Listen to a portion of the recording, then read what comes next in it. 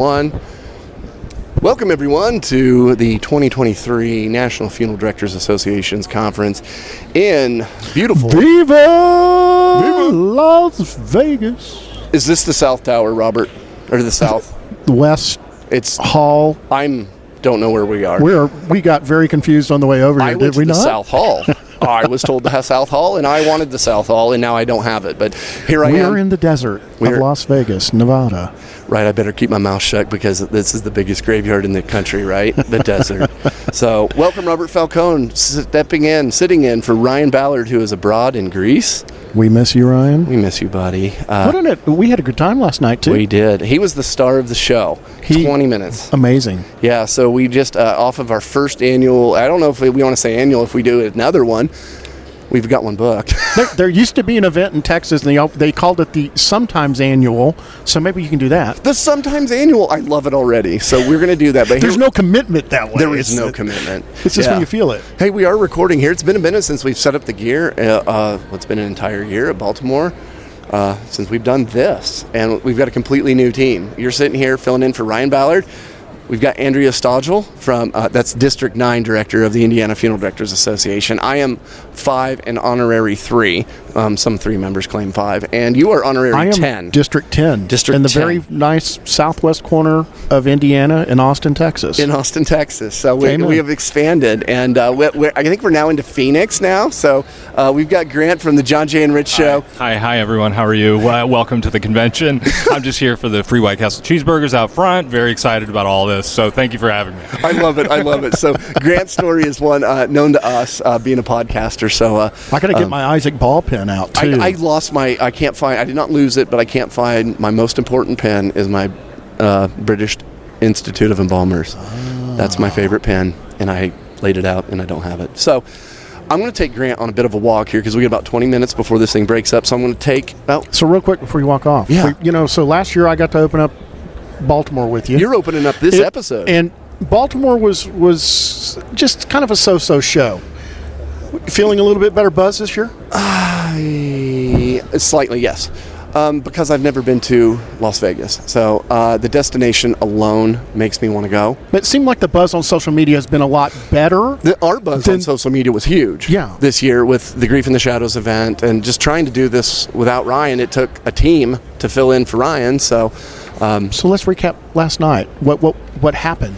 Grief in the Shadows was a one-time event, sometimes annual. I like that you just said that. So we do have one booked next year, but the event was a brainchild of mine, and I worked with an undertaker here in Las Vegas named Michael Toth that works for Palms. And kudos to Palm and the team over at Palm Southwest. It was truly a great evening. It was. To be a spectator there last night and kind of know what was going on beforehand, being part of the planning, but then just to be a spectator there last night and sit down and see people's reaction to the event. Yes. Was great. And we heard some really good comments and I think, Brian, you're on to something.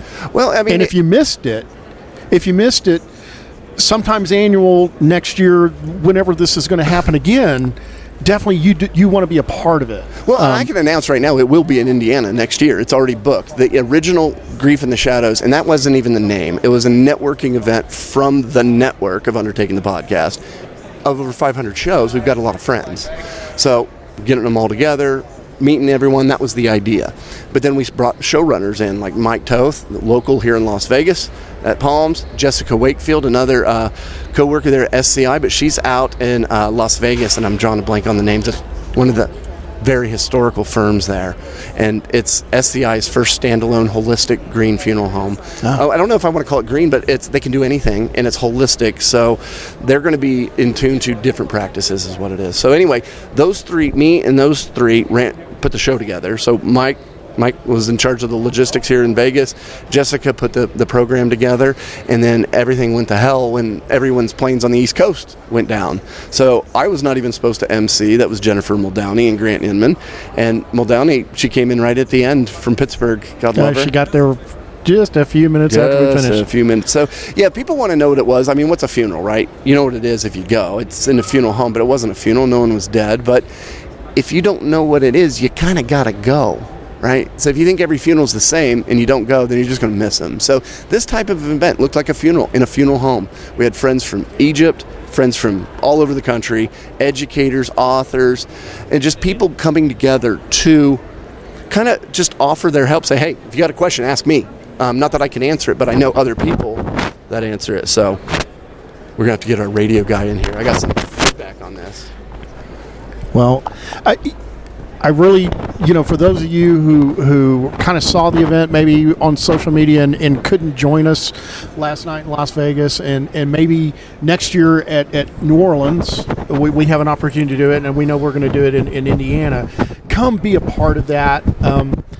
Last night's event was funeral directors telling funeral directors, we see what you're doing. We support you, and we see what you're doing, and kind of recognizing some of us out of the shadows. That's the idea. Is it's hard sometimes, and that's we do it together. I think is the idea that when it's hard in the shadows, don't stay in the shadows. Call a friend. Well, and I wrote about this Sunday in my blog of understanding that we're not.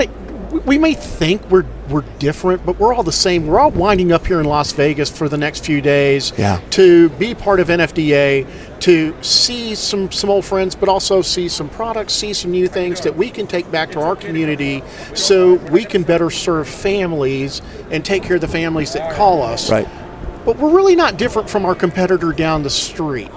And that's what I wrote about on Sunday before I jumped on the plane to get out here. And I talked about the white picket fence. Yeah. And for those who didn't read my blog, my wife and I shared a meal in New Orleans at a very legendary restaurant. And as we were enjoying the meal, we got to know the back waiter, and this was a young man that was working really hard to become the waiter. And he was just an incredible young man. And I'm telling you, Brian, no more 23, 25 years old. But he said a comment to my wife, and we were asking about him and what he's doing, and he's trying to carve out a life for himself and build a place for himself, but also earn this position in the dining room. And he's trying to raise a kid and take care of a wife. And he said very eloquently to my wife and I, it's not everybody's white picket fence, but it's my white picket fence. Yeah. And it was extremely, extremely profound. And as I started focusing on what we were going to do last night, that really stuck out in my head. And I want funeral directors to understand while we're here this week, maybe that builds that camaraderie and that support network of other funeral directors, because the guy down the street, he's your competition. Yeah. He's doing the same thing. And just because it's not your white picket fence, it's his white picket fence. And you know what? This week, if you want to change the color of that white picket fence and paint it pink, purple, pink, gray, it's your fence. It's your fence. But you know what, Brian? I'll come over and help you. Yeah. That's what we should be doing instead of ripping each other down. Yeah. And so I that's what I took away from last night, is understanding as funeral directors, we think we're so much different, but we're alike. And we hurt when we lose a family member. Yep. We hurt when we lose business. We all go through the same struggles. Yeah. But I see you. Yeah, that's what Ryan said. The point is that I noticed, and I'm going to go on. I'm going to go on air here and notice someone that I forgot to notice, because it was just when you put these things together. This is my excuse. It was a cluster with the airports, the buses, moving people. It was a hell of a crowd, but in the end, we had to pull some slides because people weren't going to make it just because. Right? That's how this event was planned. Because if it was too hard, don't come. And Kim from the Funeral Professional Superior Support Group was gracious enough to come, visit everybody, and just in the heat of the moment, her slide wasn't there, and I forgot to call her up. So I gotta really earn. I gotta fix that. I hate leaving someone alone, or you know what I mean? Like, and Kim, we apologize that happened. Yeah, and we know what you do with your peer support network is a very valuable piece of what last night was about, and certainly recognizing that, and we do apologize that got looked over. But certainly, for those who need that support, Kim provides that, and you need to go out on the into the network and find her. Because it's really a good piece. So they're gonna be visiting us here at the booth and chatting with us a little bit, and we're going to talk about more about getting involved in that. And that's something that I think I've spoke on twice. And it's not a presentation. I don't go and sit down and go, I'm going to talk to you for an hour. I go and I sit down for 5 minutes and talk about a topic, and then we go back and forth and have a conversation. And that's what last night was really about. So we got about 10 minutes before the doors open up. I'm going to run with Grant. And Andrea, Robert, we're going to bring Andrea in. I got to find my shoes because I've done taking my sandals off, and I got to find my shoes again. Andrea? So, folks, find us. We are at the Kellerman Family of Funeral Vehicles booth in the 700 aisle at NFDA. Come by, say hello. If you want to sit down and get recordings done, Grant, myself, Andrea, Brian, we're all walking around. We got these really cool things. We have mobile devices that we'll actually be able to walk around the floor and capture your story mobilely. So if you don't get a chance to get by the booth, find us. We're walking around and we want to capture your story. Share what you have to say, and certainly we want to hear from you. And part of this week is helping build that fence and helping mend that fence and helping paint that fence. So we're here, 2023, Las Vegas National Funeral Directors Association, getting ready to kick this puppy off. That's right. But Brian, let's get walking around and see some people. I've invited everybody to know we got these mobile devices. Look for us. Let's get to work. So we're going to get to work. Okay. Come join us. All right. Thanks, everyone.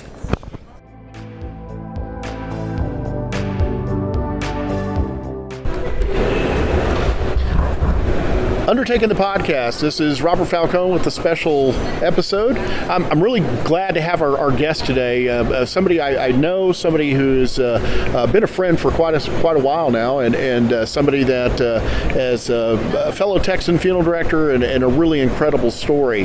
So I'm joined with Salvador Perches from El Paso, Texas, and Sal, thanks for taking some time to visit with us. Sal, you come from a family that has done quite a bit in the funeral industry. Your father started the businesses, and so just kind of share a little bit about yourself and your background and what you're doing now. Sure. Well, thank you for having me, Robert. And yes, we go way back from mortuary school and doing a little business together. My family started in 1958 in Juarez, Mexico, the city across from El Paso. And not knowing the funeral industry, he had a previous business from a friend, told him, hey, you should turn your building, which was a bus company, into a funeral home. He goes off to Dallas, buys a couple of hearses, some equipment, and gets back, and the rest is history. Started growing there. He bought out his competition in Juarez. We opened up in El Paso in 95 after I went to mortuary school in 87, and it's been fun. It's been a nice road. I love what I do. We have 15 funeral homes now, 2 cemeteries, and now doing converting hearses or SUVs into hearses. Like you said, we had a casket factory in Monterrey, Mexico.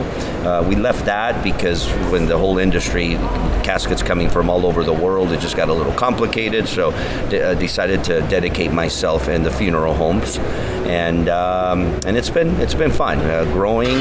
My father passed away in 2000. We only had 1 funeral home at the time in El Paso. Now we have 7, one in New Mexico, Las Cruces. I'm a funeral director in El Paso, in Texas, and also New Mexico and California. So I have 3 licenses from 3 different states, and I just love being out here at NFDA once again. Well, so your dad was quite an innovator. So he takes this bus station and turns it into a funeral chapel. How is the funeral industry, and of course you're right on the border of Texas and Mexico, so obviously there's differences in how things are done culturally, and there's also things, just business, how business is done.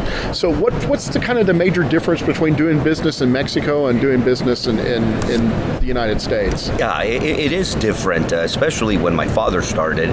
He was the first one to implement embalming in Mexico or there at his city, but other funeral directors in Mexico always wanted to learn from my dad and being innovative and doing and using the industry standard of the U.S., but putting it into play into Mexico. So being there on the border, I think Juarez was one of the first cities in Mexico that really got more modern and up to date as the U.S. Of course, being Mexico, another country, a different government, certain things are different. Of course, regulations are different. But my father always strived to get up to par with the U.S. and wanted to give families a good service. He always wanted to offer them also affordable services. He always believed in helping families, and till this day we still do. Whenever tragedies happen or anything like that, I always step up to the plate, and I learned that from him. So that's what we did there. So your dad also did something that was kind of unheard of. So he purchased a casket company and started building his own caskets, and the factory that was down in Monterey. But back at that time, in Mexico, really, it was kind of like Henry Ford with you could have any Ford as long as it was black. In Mexico, you could have any casket that you wanted as long as it was silver or gray, if I remember. Correct, very dull. And your dad started doing things at the casket company and introducing caskets that were produced in different colors. Just share a little bit about that. Yeah, it was fun seeing that transition. It was the mid-'80s, and we were showing at a convention in Monterrey, Mexico. And of course, in the U.S., there were already, white caskets, pink caskets, just different colors, different tones. And the Mexican market for caskets was just very boring and dull. So we would go to a convention in the U.S. in Indiana, and we started buying hardware and interiors and basically making the same kind of line of caskets. Caskets in Mexico are a little bit different. At that time, most of them still had the glass hinge panel caskets, which are called, and but making them look like the U.S. ones with shades and pinks and different colors. They thought he was crazy at first, and then after that, it took off, and everyone was copying us. We were also exporting. I did conventions, of course, in the U.S., NFDA, and we also showed in Europe. We did a big show in Paris in '97 called Funerer, and sold caskets to Poland, South Africa, the Philippines. And at that time also, we were the ones when the big craze of casket stores came about. We were selling to casket stores too, so I was kind of like a little bit of a little rebel in a way in the industry, because I was trying to sell caskets to funeral homes, and the big guys were always say, "Oh, don't buy those are made in Mexico, those are lesser quality," which we're not. And of course now these big companies now have factories in Mexico, and now it's okay to manufacture in Mexico. So it's kind of funny how it all comes around, and crazy industry, the casket business. I had to get out of it. I wanted to concentrate on the funeral, but I had a lot of fun doing it. And so in the casket business, and of course I got to spend time knowing your dad, and I got to spend time at the factory as well. So one of the interesting things was, and when you mentioned that your dad was wanting to keep things up to an American standard, was he was building not only caskets that were to the Mexican standard in sizing, but he was also building a whole complete line of caskets that were truly made for the American market. And so a little thing comes along called the NAFTA treaty, and that really benefited the casket business for y'all's company, because you were able to take components that you were buying here in the United States, take it down to Mexico, assemble it, and then get the product back into the United States where it was sold. And so kind of share with people, what all that entailed, what you were doing in bringing American components down to the Mexico, assembling this, and then getting it back into country. Yeah, when NAFTA came about, and when Mexico, Canada, and the U.S. signed that treaty where you can bring products, not pay a tax on it, but it had to come back out. So it was a big advantage on that we didn't have to pay the tariffs for the Mexican government as long as these products came back and exported back. So it was a big time for exporting and having a factory in Mexico and being able to export and sell to the U.S. And it was a very neat time for that. I learned a lot in the casket industry.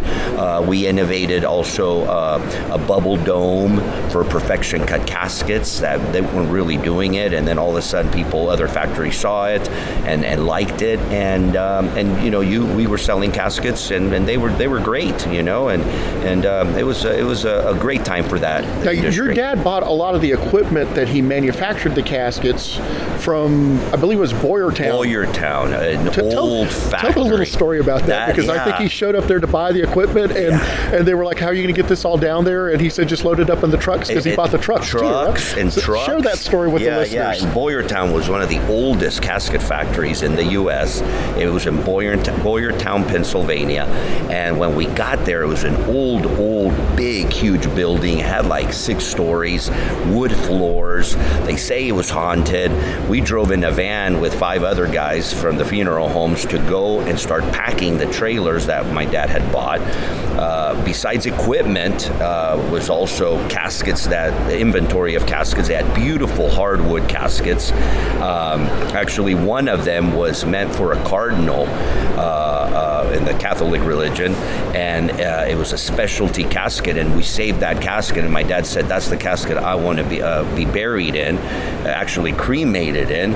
He wanted cremation, and we did, and we saved that casket forever. It was a beautiful mahogany, but it was a specialty casket, and it was just neat. We spent like a month because it was like an all sale, all out. They made a deal, and whatever we could take, whatever we could pack, a lot of stuff even went on railroad too to El Paso. Wow. So it was quite something to get all that stuff from Boyertown. Of course, it was older equipment, but it worked perfectly fine, and we had a beautiful machine that would do the brush finishes of the caskets, and we were able to get that down, and we had beautiful caskets at the time, and my dad, I always say, was ahead of his time.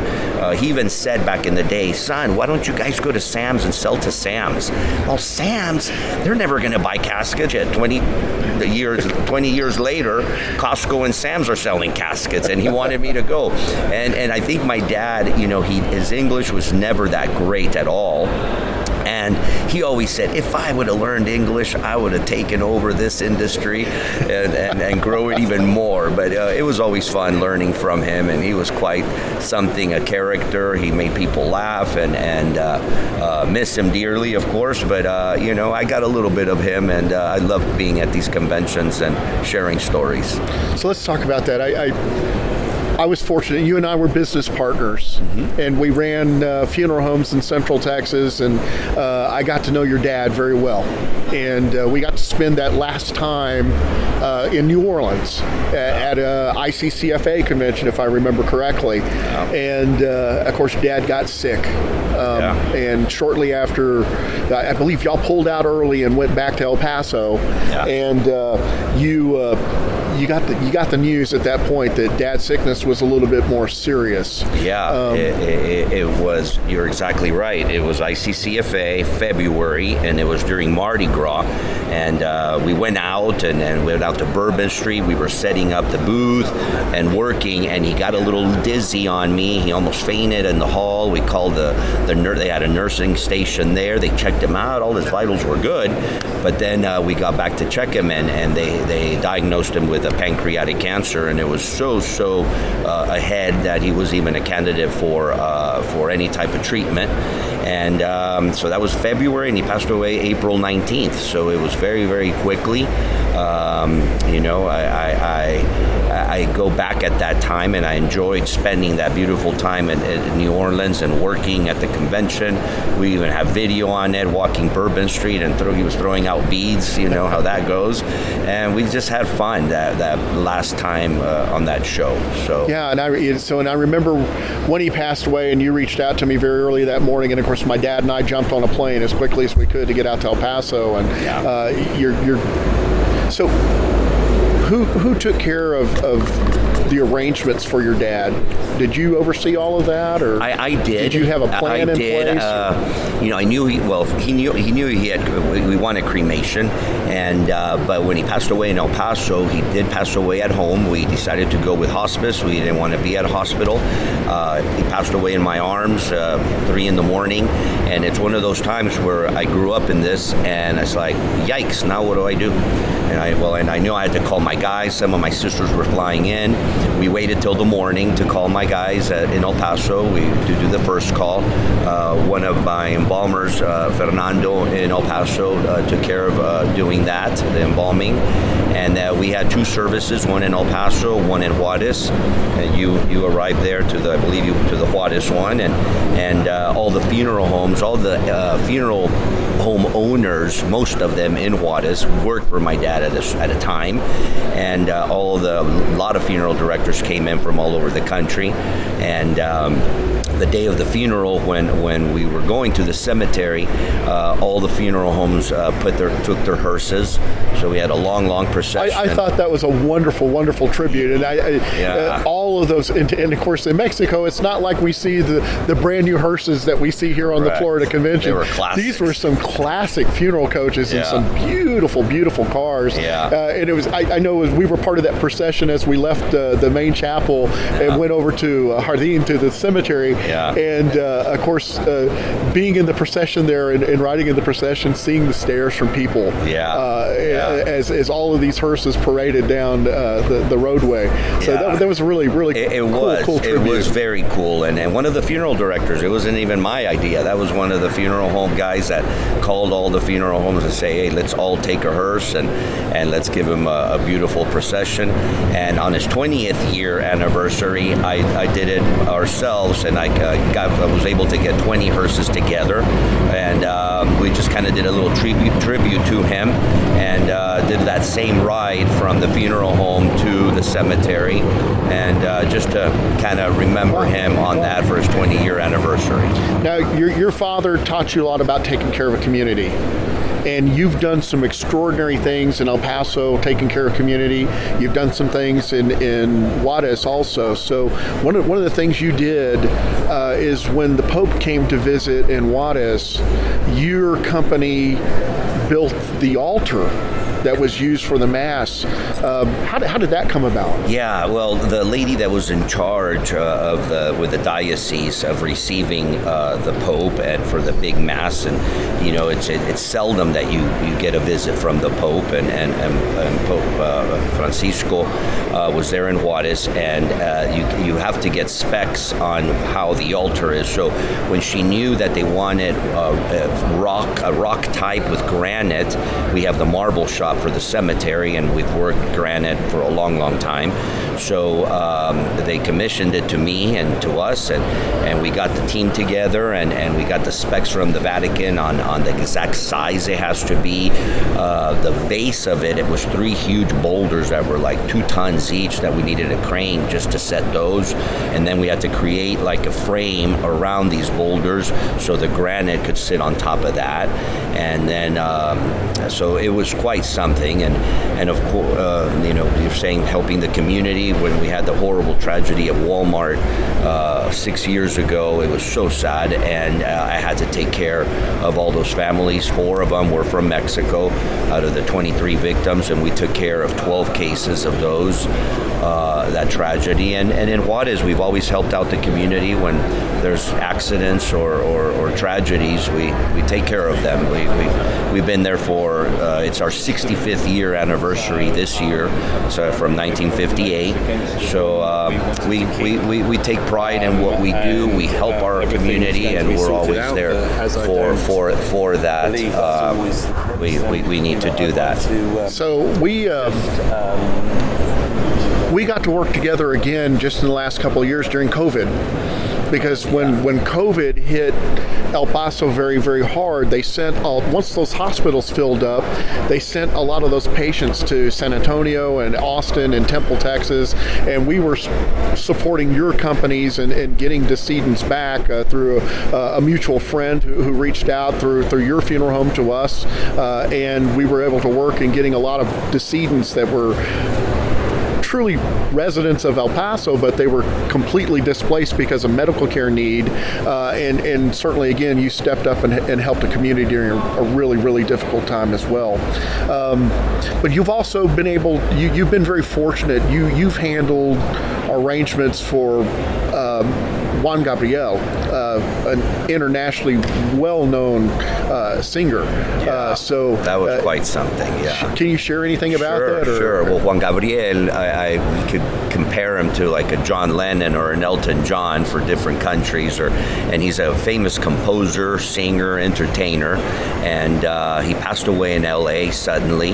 But his roots are in Juarez and El Paso.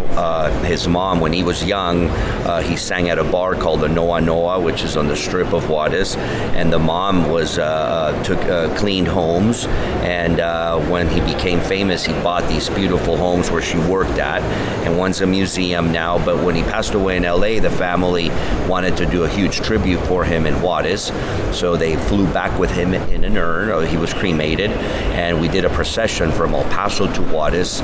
I drove the hearse myself, and when we got to downtown El Paso to cross over the bridge to Juarez, I had never experienced thousands of people. And when I say thousands lined up down the street, we were going about 5 miles an hour. Everyone wanted just to touch the hearse. I wanted to do something special, so instead of putting the urn inside the hearse, I did this apparatus where I put an urn carrier on top of the roof, and I held it down with these hinges and all kinds of stuff, and we put 500 roses around it, and those urn wood carriers.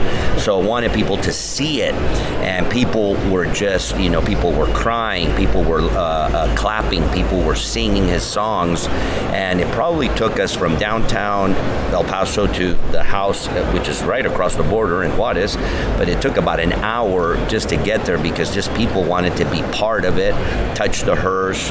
Some people would pull off a rose from the top, and it was just something very, very special for our city. Well, that's and you were saying about COVID. I mean, you as well. I mean, we both, and all funeral directors, and how busy and how tough that was. I lost 5 of my team members, 3 from Juarez, 2 from El Paso, and it really, really hit hard of the overwhelming, busy, crazy work that it was.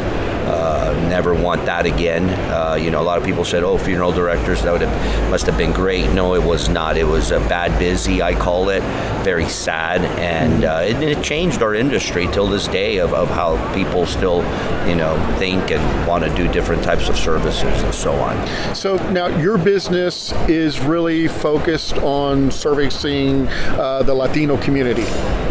Which is to some areas of the country, you're dealing constantly, and especially being in a border town, you're dealing constantly with deaths on both sides of Texas and Mexico. Right. You're also helping families and getting them repatriated back home.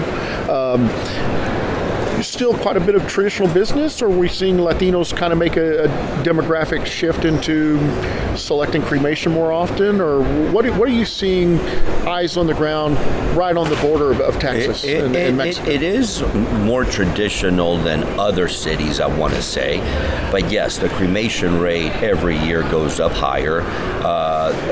But if they're a cremation, we still have a lot of services, either with the body present and then cremation, or with the urn.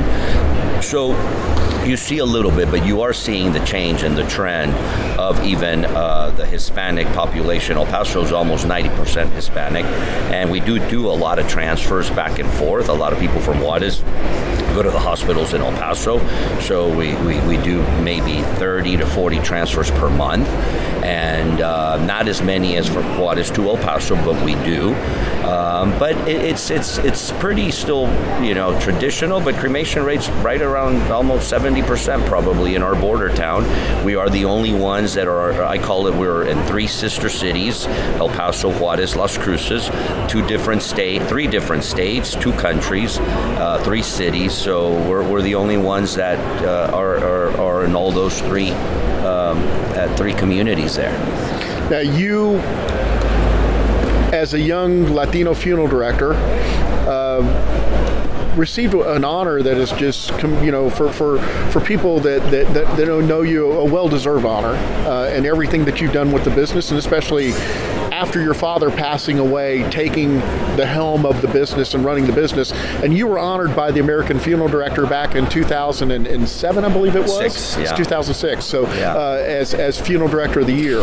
And what did that mean to you? And looking back now, that many years of what you've done in the industry, where does that list in all your accomplishments? I think it's way up there. I wish my dad could have been part of that. Well, he is part of it because he taught me everything I know, and I was honored by getting that award. My sister sent out the application and talked about the things that we had done with communities and how we did different things and so on, and it was quite an honor and to be named American Funeral Director of the Year. I cherish that accomplishment and just I think I was the first Latino to get it, and I have it at all my funeral homes, our little plaque and everything, and I treasure that and very honored to have been chosen. Well, the relationships that your family has built is the Perches name is a very respected name. When I go to conventions and especially people who know that you and I have known each other for many years, there's a lot of respect for the Perches name, not just nationally, I would say around the globe, because of the impact that your father had with the casket company. Yesterday I was able to kind of just get a quick little snippet with you about mentorship, and you recognized your father.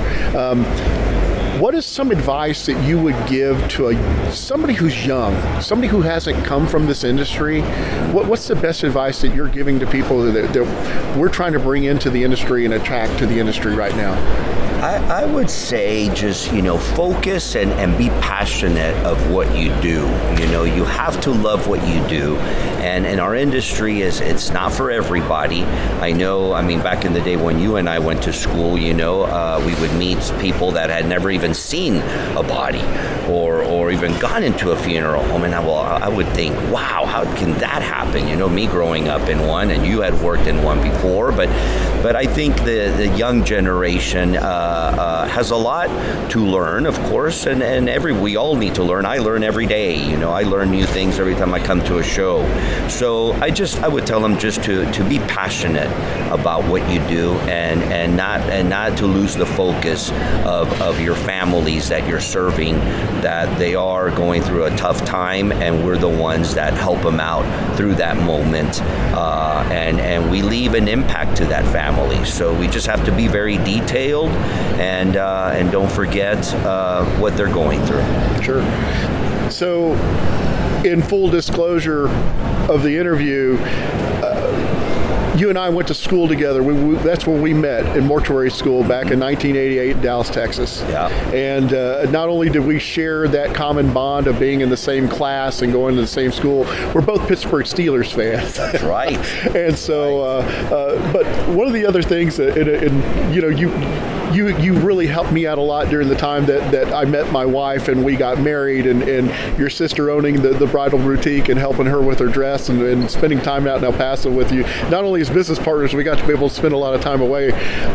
But I tell people the story of the night before my wedding, and when we talk about being passionate and taking care of families and taking care of business. And the night before my wedding, we had our rehearsal at the church, and then we went over and had rehearsal dinner with family and participants in the wedding, and Sal was part of our wedding party. After the rehearsal dinner, you and I wound up going back over to the funeral home, and I embalmed a body because we had a death call right in between all of that night. And I know you shared that with some of my family, and I know the story gets shared quite a bit within my family from time to time, talking about the dedication that you and I have commonly had as being funeral professionals. Is that night that no, we didn't go out and party. We went to go work. We went back to work. Well, I kept telling you, I go, Robert, this is your night before before your wedding. Can't you just get someone to do the prepping for you? And you're all, nope, I'll just not do it really fast and we'll go do something else afterwards. But that's passion. And I do tell that story because, I mean, of course, it was a very special day for you, your wedding and everything, and that's dedication. And we were starting out that business, and we did great with it, and I remember that, and yeah, that's a great story, and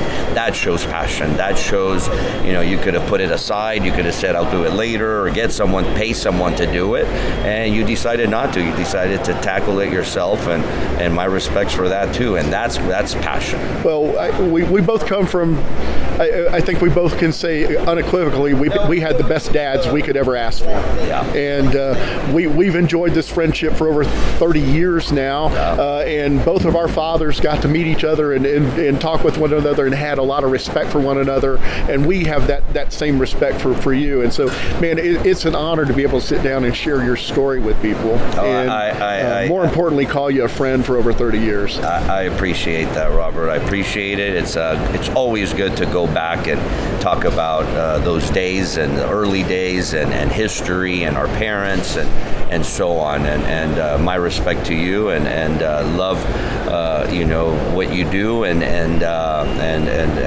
cherish our friendship. Well, and I'm 8 hours away from you, as big as Texas is, and some people don't realize that, but there's a lot of respect, and every time I know that something has happened in El Paso, when tragedy has happened in El Paso, when things have been needed, and the things that you did for the Pope, when I see your name, I just smile because I know who the person is and who the person is behind that person, and certainly keep doing the good work that you're doing, and certainly thanks for sharing your story. Oh, no, thank you. I won't, happy to be here at NFDA and seeing everybody and seeing you, and we'll see each other again. Well, we're enjoying time at the 2023 Las Vegas National Funeral Directors Convention. This is Robert Falcon with Undertaking the Podcast. Thanks for listening.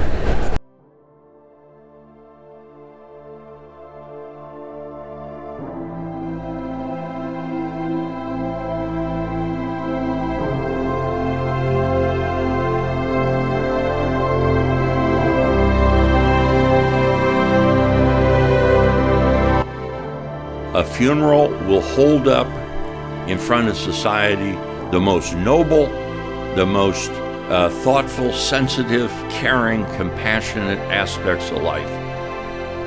And you turn the mirror a little bit, and a funeral will also show you glaringly the selfish, cynical, unkind, insensitive, thoughtless side of life.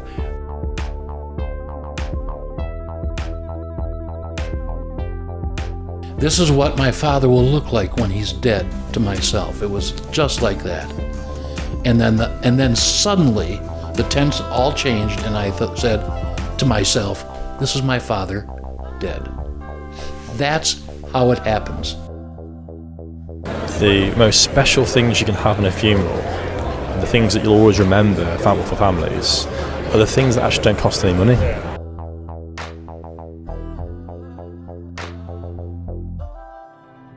Undertaking the Podcast is brought to you in part by ASD, the funeral exclusive answering service. ASD's custom-built communication system and mobile tools were designed solely to meet the needs of funeral homes. The unrivaled technology has made ASD the only company to be recognized with 4 NFDA Innovation Awards. In 2019, ASD introduced a game-changing new mobile FH texting feature that allows families to send a text through the funeral home's main business number and funeral directors to respond without using their personal cell phone number. Brian, tell them how to learn more. Folks, you can learn more about ASD by visiting myasd.com. So why wait? You can get started today with a 30-day, no-risk free trial. You can follow them on Facebook, Instagram, and Twitter. But check them out on myasd.com.